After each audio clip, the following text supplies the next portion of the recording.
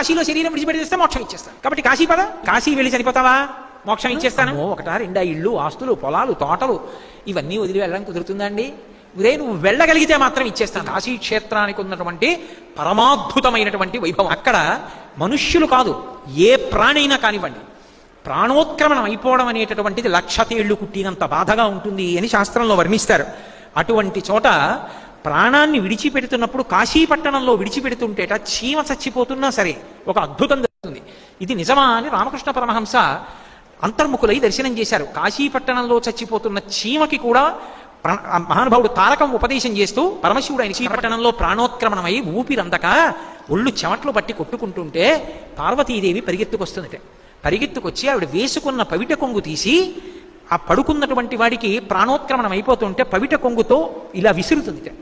ఎంత గబగబా విసురుతుందంటే ఊపిరి అందక కొట్టుకుంటుంటే డుంకి గణపతి గబగబా వచ్చి ఏనుగు తొండం చివరి భాగం తడితడిగా ఉంటుంది. విఘ్నేశ్వరుడు వచ్చి పక్కన కూర్చుని ఆయన్ని చూసేటప్పటికి ఎవరికైనా సరే మనసు రమించిపోతుంది. ఏనుగు ముఖం, చంద్రబింబం, సముద్రం ఈ మూడు కూడా మన ప్రమేయం లేకుండా మనసుకి శాంతినిస్తాయి. విఘ్నేశ్వరుడు ఏనుగు ముఖంతో వచ్చిగా బెంగపెట్టుకుంటామని చస్ అని చీదినట్టుగా చేసి ఆ ముక్కు తీసుకెళ్లి, ఆయన తొండం తీసుకెళ్లి ఆ ప్రాణోత్క్రమణం అవుతున్న వాడి ముక్కు దగ్గర పెట్టి ఊపిరిలు ఊద్దట. ఆయన తొండంలోంచి ఊపిరి వస్తుంటే పార్వతీదేవి తొడ మీద వాడి తలకాయ పెట్టుకుని తన పమిటతో విసురుతుంటే గంగమ్మ చల్లని తల్లి ఆవిడ తెల్లటి బట్టలు కట్టుకుని గంగకి అధిష్టాన దేవత నడిచొస్తుంది. నడిచొచ్చి అయ్యో నాన్న ఊపిరి అందట్లేదురా, బెంగ పెట్టుకున్నావా, ఏం భయం లేదని తన చల్లటి చేతితో వీపు నిమురుతూ ఒక్కసారి గంగమ్మ అలా కనపడవమ్మా అని ఎంతమంది అడిగారు. దగ్గరికి వెళ్ళి గంగా అనరు, అమ్మా అంటారు, గంగమ్మ అంటారు, పోరా అని మోక్షానికి ఒక్కసారి అమ్మ తెల్ల బట్ట కట్టుకుని పైకి లేమ్మా, నాకు ఒక్కసారి ఎదురొచ్చి కనపడమ్మా అంటాడు పరీక్షిత్. ఆ తల్లి ఆవిడ శరీరం అంతటిని తడిమి ఏం బెంగ పెట్టుకోకురా నాన్న, వచ్చేస్తున్నాడు శంకరుడు, వస్తున్నాడు శంకరుడు వస్తున్నాడు అంటుంది. ప్రథమ గణాలు ఉంటాయి. ఆ ప్రథమగణాలందరిలోకి అగ్రస్థానంలో ఉండేవారు ఎవరు అంటే భృంగి. భృంగి మాట్లాడాడు అనుకోండి, శంకరుడు కూడా మాట్లాడకుండా ఊరుకుంటాడు.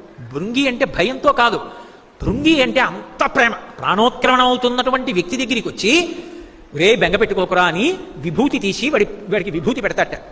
ఈ నలుగురు చుట్టూ కూర్చునుండగా వాళ్ళని చూస్తూ వాడు ఆనందపడిపోతుంటే మన గంటలు మోగుతూ శంకరుడు వస్తాడు.